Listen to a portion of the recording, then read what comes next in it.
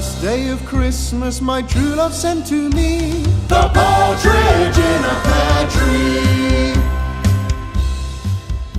The king woke up bright and early on Christmas morning. He was just getting out of bed when he realised something terrible. He hadn't gotten a present for the Queen. Sir William was opening the last window on his advent calendar when the king came rushing in. "You are my greatest advisor," said the king. "Please help me find a present for the Queen." "The Queen is very fond of birds," said Sir William. "Why don't you buy her a parrot?" "A parrot?" scoffed the king. "Don't be silly.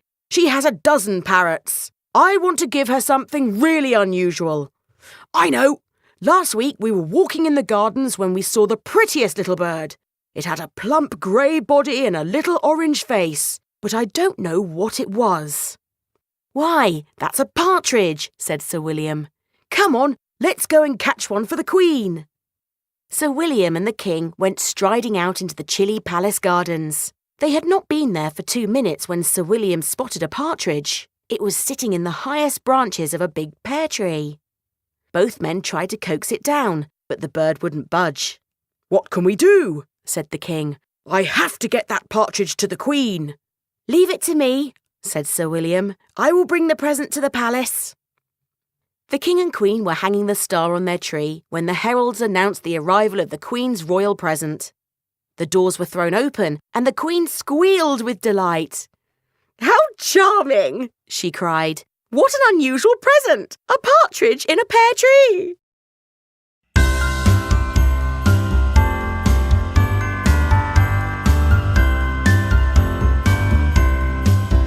On the second day of Christmas, my true love sent to me 2 turtle doves and a partridge in a pear tree.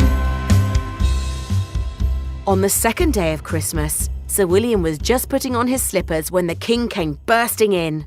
"I am going to get the Queen another present," he announced. "She does like birds, and what better bird to prove my love than a pure white dove? But as it is the second day of Christmas, I am going to give her 2 birds. So, Sir William, where can I find 2 white doves?"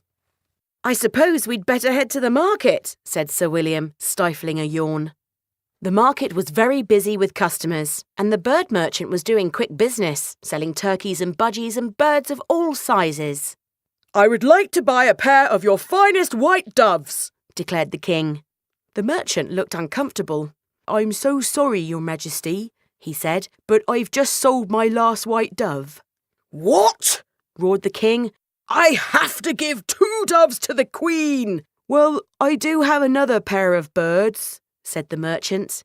"They are smaller and darker, but I think they would make a gift fit for the Queen. They make a very beautiful noise."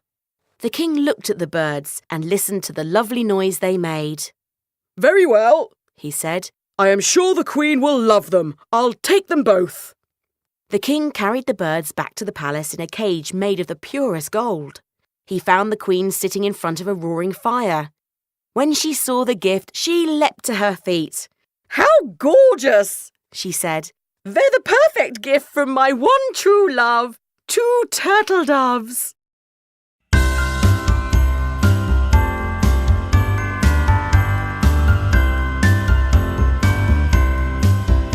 On the third day of Christmas, my true love sent to me 3 French hens, 2 turtle doves, and a partridge in a pear tree. On the third day of Christmas, the king came striding into Sir William's rooms as he was munching on a piece of toast. "Good morning, Sir William," he said. "I have another challenge for you. Today we are going to buy my Queen not 1, not 2, but 3 fine birds."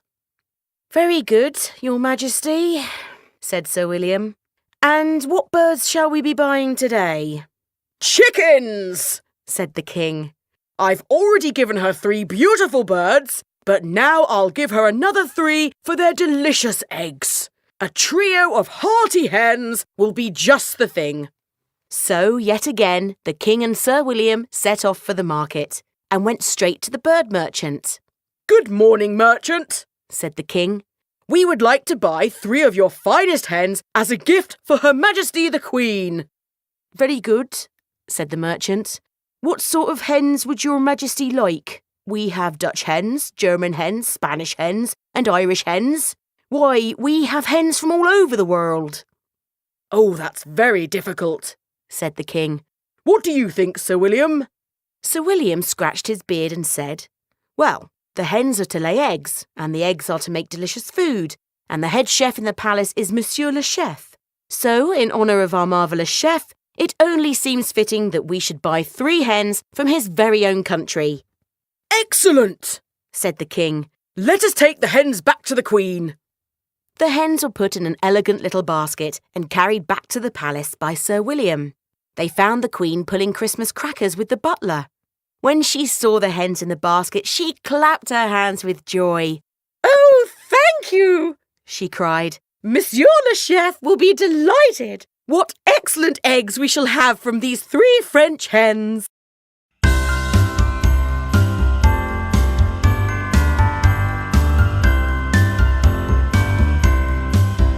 On the 4th day of Christmas, my true love sent to me 4 collie birds, 3 French hens, 2 turtle doves, and a partridge in a pear tree.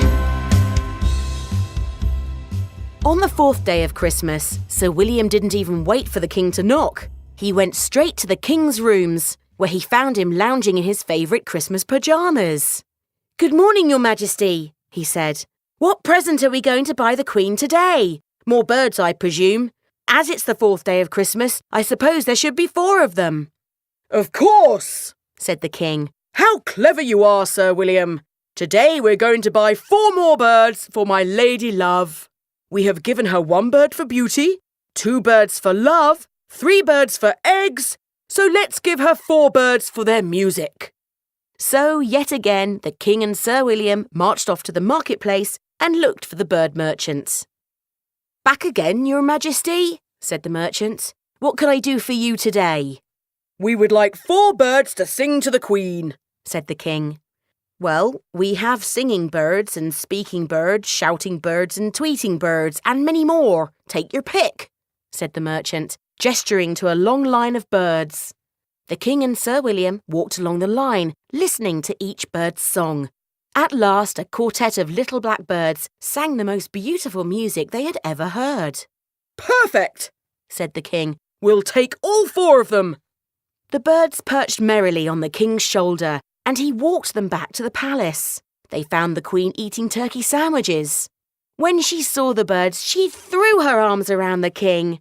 "Another wonderful present," she said. 4 calling birds."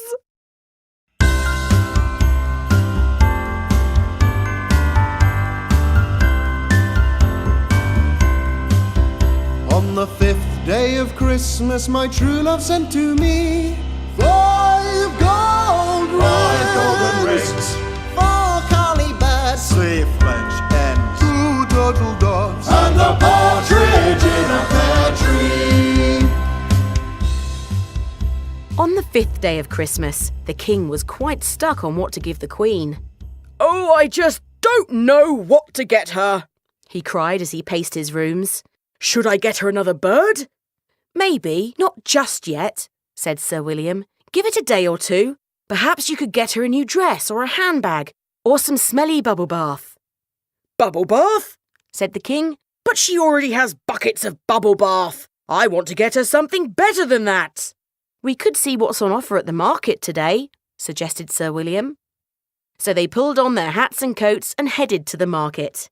They waved hello to the bird merchant, but they didn't get a bird. They admired the fine cakes on display, but they didn't buy a cake. They walked past bookstores and flower stalls, music stalls and food stalls. Everything they saw was beautiful, but the king was unimpressed. At last they came to a glittering jewellery stall, packed with golden chains and precious stones. The king's eyes lit up. "It's all so wonderful," he said. "And now I know just what to get the Queen. I'll take 5 of those," he said, pointing. "After all, it is the 5th day of Christmas." When they reached the palace, the Queen was on a ladder, hanging mistletoe. How beautiful, she said when she saw her gift. You are so kind to give me 5 gold rings. Now give me a kiss.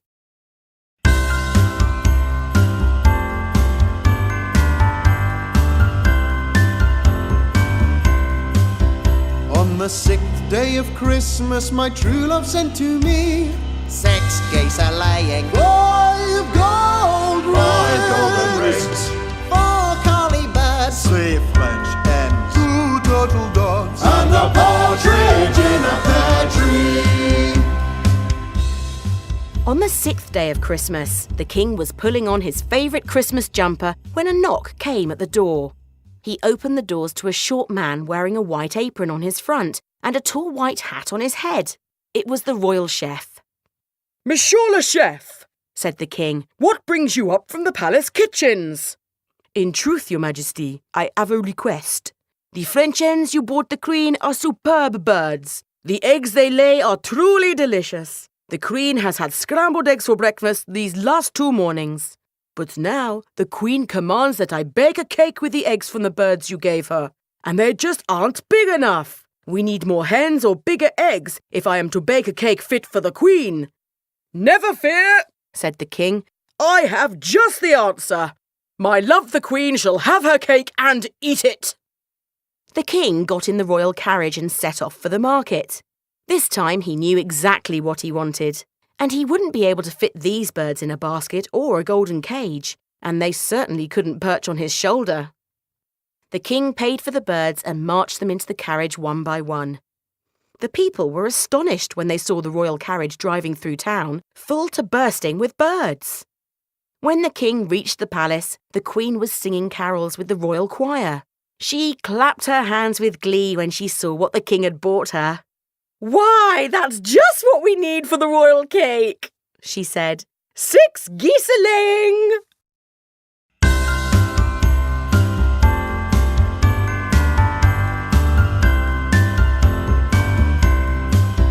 On the 7th day of Christmas, my true love sent to me 7 swans are swimming, 6 geese are laying, 5 golden rings, 4 collie birds, 3 French hens, 2 turtle doves, and a partridge in a pear tree. On the 7th day of Christmas, the king woke up with a plan. Good morning, Sir William, he said. Those geese yesterday have given me an excellent idea. As you know, we have 5 royal swans on the royal pond. The Queen is often saying how beautiful they are, so wouldn't it be wonderful if they were 7 royal swans for the 7th day of Christmas? Sir William rolled his eyes. Yes, your majesty, he said. Let us go to the market. So Sir William and the king marched down to the market. Before long, they were back at the palace, each carrying a big white bird. When they reached the royal pond, they found the 5 royal swans were all fast asleep. That won't do, said the king, putting down his swan. They don't look very impressive just sitting there.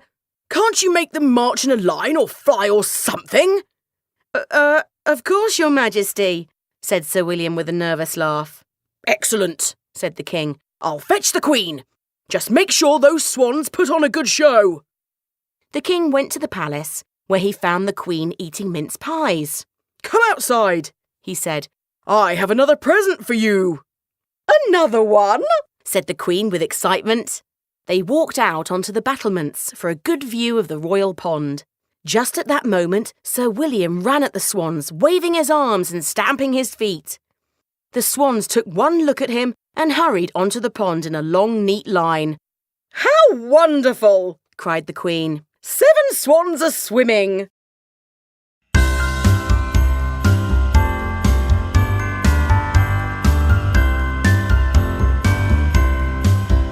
On the 8th day of Christmas, my true love sent to me 8 maids are milking, 7 swans are swimming, 6 geese are laying, 5 golden rings, 4 collie birds, 3 French hens, 2 turtle doves, and a partridge in a pear tree.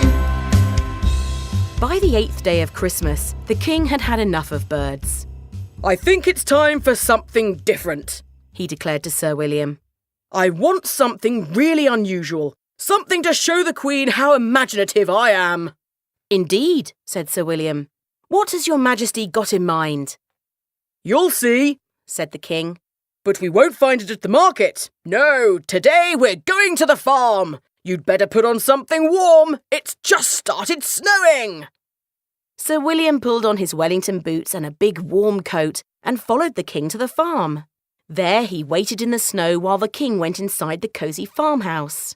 5 minutes later, the King stepped out again, followed by 8 pretty girls. Each girl wore a bright dress and had her hair tucked inside a smart white cap. Sir William was quite confused. What was the King up to? But he followed the party back to the palace. The Queen was writing thank you letters when the King found her. I have another present for you, he said. Follow me! Together they walked through the palace corridors, out into the snowy grounds and all the way to the dairy.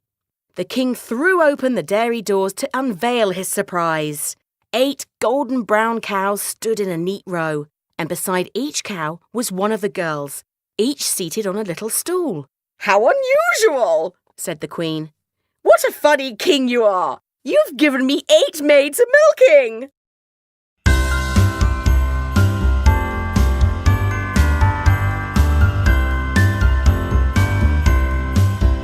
On the 9th day of Christmas, my true love sent to me 9 drummers drumming, 8 maids a milking, 7 swans a swimming, 6 geese a laying, 5 golden rings, 4 curly birds, 3 French hens, 2 turtle doves, and the partridge in a pear tree.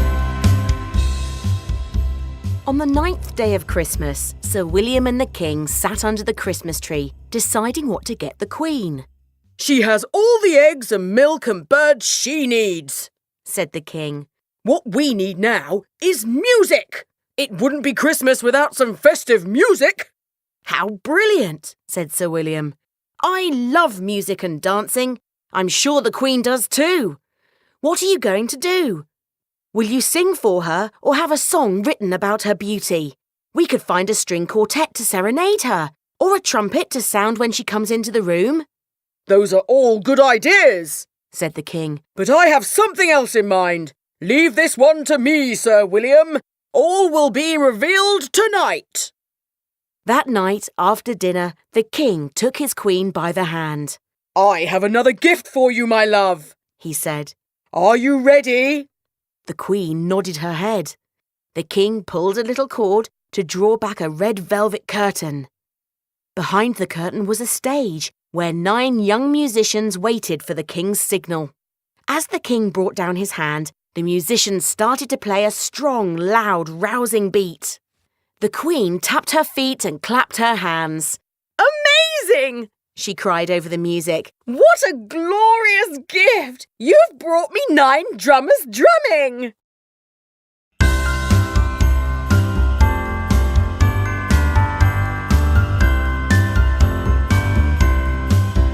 On the 10th day of Christmas, my true love sent to me 10 pipers piping, 9 drummers drumming, 8 maids a milking, 7 swans a swimming, 6 geese a laying, 5 golden rings, 4 curly birds, 3 French hens, 2 turtle doves, And the partridge in a pear tree. On the 10th day of Christmas, the King was in excellent spirits. I did like those drummers, he said to Sir William. They were just brilliant. But now I want to hear a tune, something I can sing along to. He whistled a little tune and danced a little dance. Could you find some more musicians for tonight? He asked Sir William. Pick something good and royal, like a bagpipe, and make sure there are 10 of them. After all, it is the 10th day of Christmas. Of course, Your Majesty, said Sir William, as the King went dancing off to his rooms. There were already 10 bagpipe players in the royal household, but one of them had gone to stay with his aunt for Christmas. Sir William had no idea where he would find a replacement. He was pacing the courtyard and thinking when he heard the most awful noise. There, in the highest turret, the little prince was trying to play the bagpipes. What luck! Another set of pipes. But there was one problem. Sir William could never let the King and Queen hear that awful noise. He would have to find someone who could really play. As Sir William entered the room, the princess snatched the bagpipes from her brother's arms. "That's not how you do it," she said. "You might as well play a Christmas pudding. It would sound better." And with absolute ease, she started to play the pipes. Who would have believed it? That evening, the king drew back the stage curtain and brought in the musicians with a flourish of his hands. "I love this tune!" cried the queen. "It's my absolute favourite! What a clever king you are to give me 10 pipers piping!"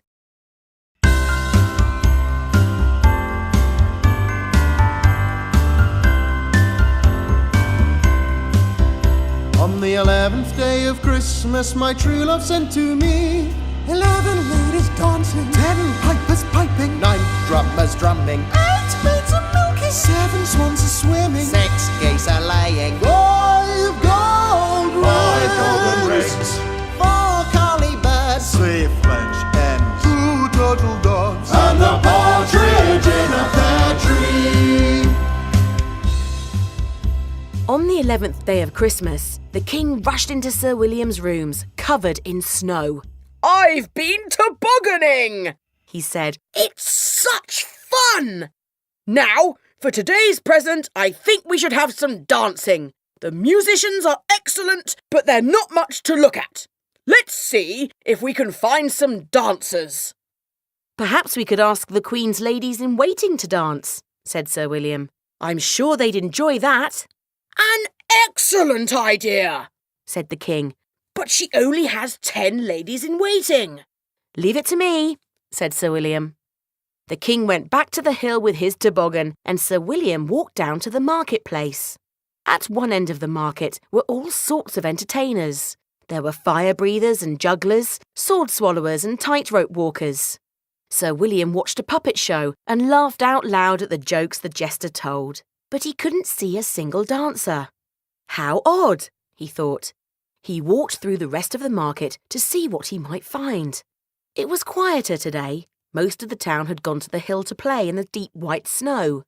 Sir William was just about to give up when he saw a wonderful sight. The girl behind the cloth stall was singing to herself and dancing on the spot. With no customers, she had to keep herself amused. Sir William rushed over to her and explained his plan. That evening, the drummers drummed and the pipers piped. The Queen tapped her foot to the music and the King hummed along to the tune. Then, at a nod from the King, Sir William sent the ladies onto the dance floor. "What a surprise!" said the Queen. "It is so good to see 11 ladies dancing."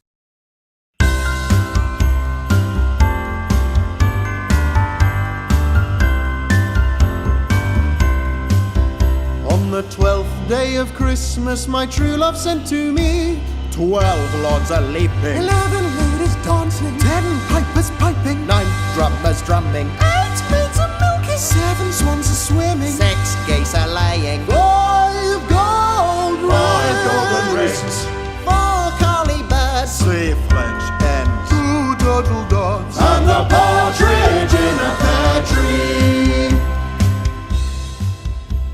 On the 12th day of Christmas, Sir William had a surprise up his sleeve. I've already arranged today's present, he said to the King. I hope you don't mind. "Not at all," said the King. "I do love a surprise." Sir William hurried off with a smile on his face. Everything was falling into place. At dinner that evening, Sir William clapped his hands and stood to speak. To celebrate the 12th day of Christmas, the Lords and I have a special present for Her Majesty, the Queen. The Queen smiled and bowed, and Sir William went on. We've been practicing day and night, and I think you'll find we have some very impressive dance moves. The musicians started playing and the Lords sprung to their feet. Everyone was amazed. "Good heavens," said the Queen. "Just look how high those 12 lords are leaping." The lords and ladies danced and had fun, while 10 pipers piped and 9 drummers drummed. 8 maids were milking in the cowshed, while 7 white swans flew overhead. They ate cake made with goose eggs and other things. and the Queen admired her 5 gold rings. 4 calling birds sang a sweet song, and the 3 French hens clucked all night long. 2 turtle doves cooed, as pleased as could be, and the partridge sat in the top of his tree. "Thank you so much," said the Queen, "and Merry Christmas, everyone!"